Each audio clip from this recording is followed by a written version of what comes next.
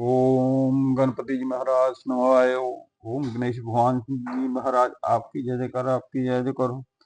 ओम शंकर भगवान जी के 11वें खंड में के चौथे अध्याय का वर्णन करता हूँ, जो कि भगवान ब्रह्मा जी द्वारा शिव जी के सगन रूप की प्रशंसा है।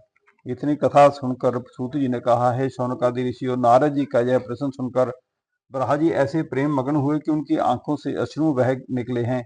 उनके तन मन स्त्री पुत्र घर द्वार आदि किसी का कुछ ध्यान न रहा। बहुत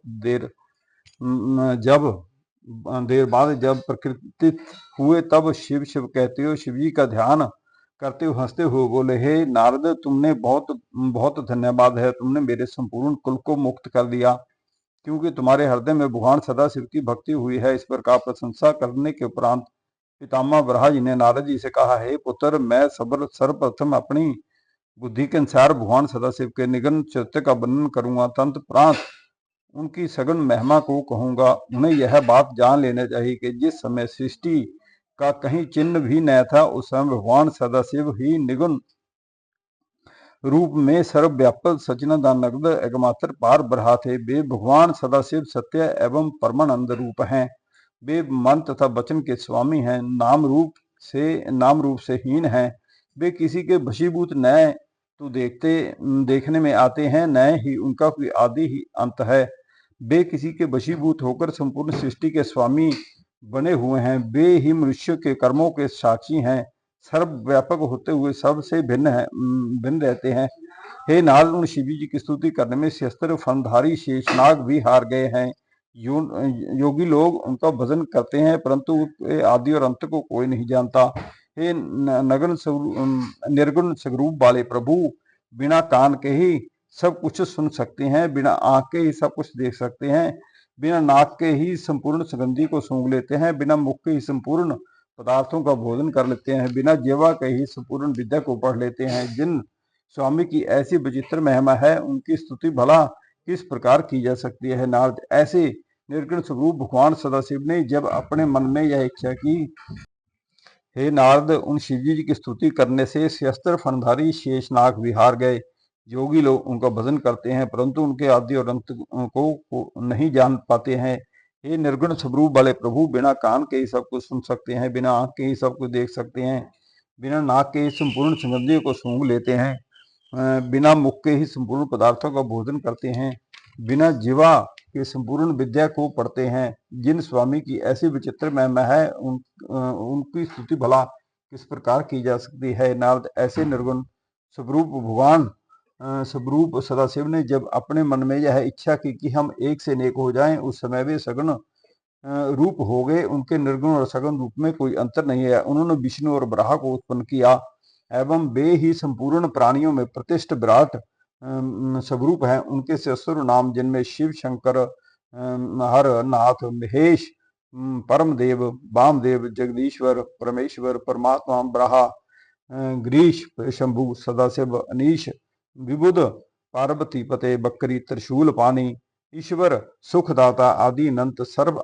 आदि संसार में धिक प्रसिद्ध हैं। वे सब भगवान सदाशिव, ब्रह्मा एवं विष्णु द्वारा मान प्राप्त करते हैं। संपूर्ण सृष्टि को उत्पन्न करने वाले, भक्तों को नंद प्राप्त कराने वाले, को भगवान उमापति की ही सूर्य, चंद्रमा आदि शस्त्र गुणों से भरी हुई संपूर्ण सृष्टि है। ब्रह्मा, विष्णु, रुद्र के उत्पन्न करता है। इस प्रकार भगवान सदाशिव अपने शस्त्र नामों से संपूर्ण लोकों में प्रसिद्ध हैं।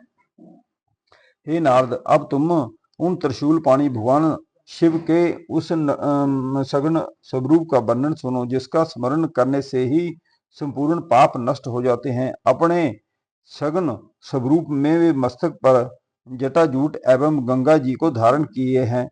उनके भाल पर चंद्रमा की कला एवं धनुष्यकार त्रिपुंड विराजमान है। वे कानों में कुंडल पहने हैं और सूर्य, चंद्रमा आदि अग्नि के समान 3 नेत्रों को धारण किए हैं। उनका प्रभात कालीन सूर्य के समान पहला मुख पूर्व दिशा की ओर रहता है, दूसरा मुख दक्षिण दिशा की ओर, और उनके कंठ में 3 लकीरें हैं। उनके कंठ में विराजित हलहल की श्यामता भक्तों के मन को अनायास ही हर लेती हैं। वे अपने गले में मुंडों की माला धारण किए रहते हैं। हाथ में त्रिशूल लिए रहते हैं। उन्हें कोई चतुर्भुज और कोई पंचमुख कहता है, कहीं तो उन्हें दश भुजाधारी भी कहते हैं। वे अपने उन हाथों में भिन्न भिन्न प्रकार के शस्त्र लिए रहते हैं। उंगलियां भी सुकोमल एवं अरुण प्रभाव युक्त हैं। ऐसे संपूर्ण कलाधारी भगवान सदाशिव के पवित्र स्वरूप का स्मरण बड़े बड़े तपस्वी एवं मुनिजन निश्चल भाव से किया करते हैं। हे नारद, जिस प्रकार शिव जी के नेक स्वरूप हैं, उसी प्रकार उनका ध्यान धरने की क्रियाएं भी संख्या है, परंतु उन्हें जानने वाले बहुत कम लोग ही पाए जाते हैं। भगवान सदाशिव की महिमा स्वरूप नामों की कोई गिनती नहीं हो सकती है। वेदों का नाम भी जानने वाले गज और गणका जैसे संख्या महापापी मूर्खों ने जो मुक्ति प्राप्त की, उसका एकमात्र कारण यही है कि उन पर भगवान श्री त्रिशूल पाणी ने सभी में ही कृपा कर दी। ऐसे दयालु गिरजापति की महिमा का वर्णन कौन कर सकता है। नारद, भगवान सदाशिव ने अपने नंद के निमित्त शक्ति को प्रकट किया, अर्थात भगवान त्रिशूल पाणी के तेज द्वारा ही महाशक्ति का जन्म हुआ।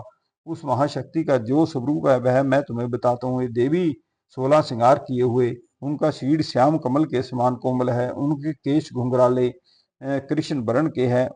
उन शक्ति स्वरूपा देवी के ऐसे अनुपम स्वरूप का ध्यान धरकर भक्तों को अत्यंत प्रसन्नता की प्राप्ति होती है।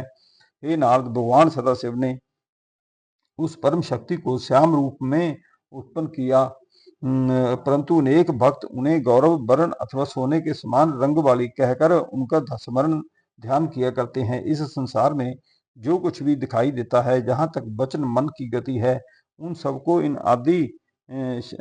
आदि की कृपा से उत्पन्न समझना चाहिए। अब तो हम तुम्हें भगवान सदाशिव स्वरूप के गुण चरित्रों का वर्णन सुनाते हैं।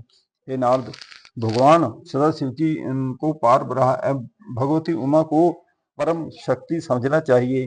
सर्वप्रथम भगवान सदाशिव ने उमा नामधारी उस परम शक्ति के साथ विहार करने के निमित्त एक लोक की रचना की, जिसमें दुख, चिंता, शोक, दरिद्रता का कोई ध्यान नहीं। वह लोक अत्यंत रमणीक, परम विचित्र एवं मनोहर है। उस स्थान को भगवान सदाशिव किसी भी समय नहीं छोड़ते, इसलिए वह अभिमुक्त कहा जाता है। वह स्थान सृष्टि के संपूर्ण जीवों को आनंद देने वाले होने के कारण आनंद वन के नाम से प्रसिद्ध है। वह स्थान सिद्ध रूप, तेज स्वरूप, आदित्य होने के कारण काशी भी कहलाता है। उस नगर में भगवान सदाशिव ने अपनी इच्छा से एक ऐसे भवन का निर्माण किया जो अनेक प्रकार के रत्नों से अलंकृत है, जिसमें मोती की झालरें लटकती हैं, जहाँ छत्र, विमान आदि असीमित संख्या में रखे हुए हैं। उस लोक अथवा नगर में कल्प वृक्ष के समान मन अभिलाषा पूर्ण करने वाले शस्त्रों वृक्ष विद्वान है। उस भगवान को सदाशिव ने अपनी आदि शक्ति सहित सुशोभित किया। उन्होंने परम शक्ति को संबोधित करते हुए कहा, है प्रिय, यह लोक अत्यंत उत्तम, परम पवित्र एवं प्रसन्नता प्रदान करने वाला है। यह मुझे और तुझे अत्यंत प्रिय है। यह किसी भी प्रकार के दुख का कभी प्रवेश ना हो सकेगा। जो मनुष्य यहाँ पहुंच जाएगा वह नरक के दुखों से मुक्त हो जाएगा। हम इस काशी की जो प्रशंसा करते हैं सो कोई आश्चर्य की बात नहीं है, क्योंकि इनकी स्तुति करने का वर्णन करने में वेद भी समर्थ हैं। इतना कहकर भगवान सदाशिव भगवती उमा के साथ विहार करने लगे हैं। जब उनके हृदय में यह इच्छा उत्पन्न हुई कि हम कोई रचनात्मक कार्य करें, तो उस समय उन्होंने भगवती उमा से इस प्रकार कहा, प्रिय, अब हम कोई ऐसा काम करना चाहते हैं जिससे हम दोनों को प्रसन्नता की प्राप्ति हो। ओम नमो शिवाय, ओम नमः शिवाय। शंकर भगवान जी महाराज नमो नमः नमः। हे प्रभु, आपकी जय जयकार हो। सभी भक्तजनों से निवेदन है कि ओम नमः शिवाय का जाप करते रहिए। ओम नमः शिवाय, ओम नमः शिवाय, ओम नमः शिवाय, ओम नमः शिवाय, ओम नमः शिवाय।